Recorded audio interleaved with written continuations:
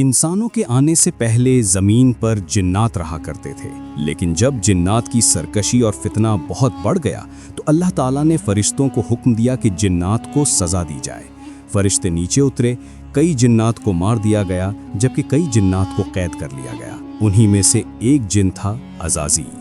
اللہ تعالیٰ نے فرشتوں کو حکم دیا کہ عزازیل کی اچھی تربیت کی جائے۔ فرشتوں نے اسے تعلیم دی اور عزازیل نے جلد ہی علم، عبادت اور ریاضت میں کمال حاصل کر لیا۔